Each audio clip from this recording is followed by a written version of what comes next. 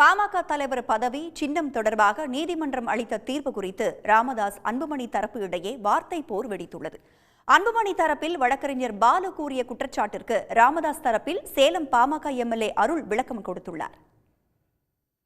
மருத்துவர் அன்புமணி ராமதாஸ் அவருக்கு அதிகாரம் இல்லை என்று சொல்ல வேண்டும் என்றால் சிவில் கோர்ட்டுக்கு போய் உத்தரவு வாங்கிப்பாங்க. இப்போ கூட நான் சொல்கிறேன், நான் அன்புமணி ராமதாஸ் அவர்கள் சார்பில் தான் வரேன்.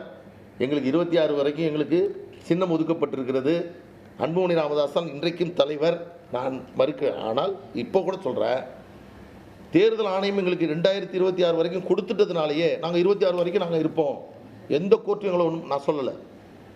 நீங்கள் சிவில் கோர்ட்டு போங்க, உங்கள் கேஸை போடுங்க, நீங்கள் தான் பாட்டாளி மக்கள் கட்சி, உங்களுக்கு தான் அதிகாரம் இருக்கிறதே என்று வாங்கி தேர்தல் ஆணையத்திடம் கொடுத்தால் தேர்தல் ஆணையம் மறுபரிசீலனை செய்யும்.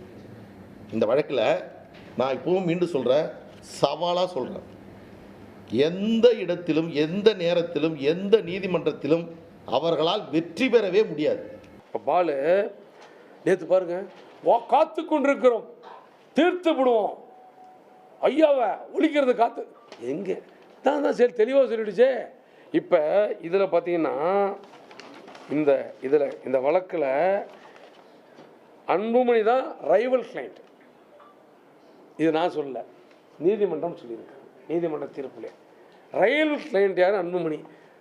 சிவில் நீதிமன்றத்துக்கு போய் நான் தான் தலைவர்னு சொல்ல வேண்டிய அதிகாரம், சொல்ல வேண்டிய தேவை என்பது அன்புமணிக்கு தான் இருக்குது.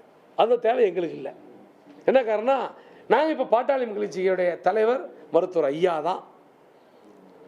இதை நீதிமன்றம் சொல்லியிருக்கிறது.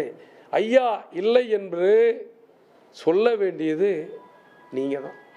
8 மே மாதம் 25 வரை அன்புமணி ராமதாஸ் அவர்கள் தலைவராக தொடர்கிறார் என்றது அவர்கள் ஒத்துக்கொண்டால், எப்படி அவர்கள் 24ஆம் தேதி ஏப்ரல் மாதம் 29ஆம் தேதி ஒரு கூட்டத்தை கூட்டியதாகவும் அந்த கூட்டத்தில் தான் மருத்துவர் அன்புமணி ராமதாஸ் நீக்கப்பட்டதாகவும் சொல்லுகிறார். யார் அந்த கூட்டத்தை கூட்டது? அந்த கூட்டத்திற்கு தலைமை தாங்கியது யார்? அந்த கூட்டத்தை கூட்டக்கூடிய அதிகாரம் இருக்கிறதா? எனவே இந்த தவறை அவர்கள் சென்னை உயர்நீதிமன்றத்தினுடைய அந்த வழக்கிலே அவர்கள் பதிவு செய்திருக்கிறார்கள். பாட்டாளி மக்கள் கட்சி இன்றைக்கு இருக்கிற ஒரே அதிகாரம், உச்ச அதிகார அமைப்பு தலைவர் இல்லைன்னு சொல்லிடுச்சு, பொதுச் செயலாளர் இல்லைன்னு சொல்லிடுச்சு, பொருளாளர் இல்லைன்னு சொல்லிடுச்சு. யார் சொன்னது? தேர்தல் ஆணையமும்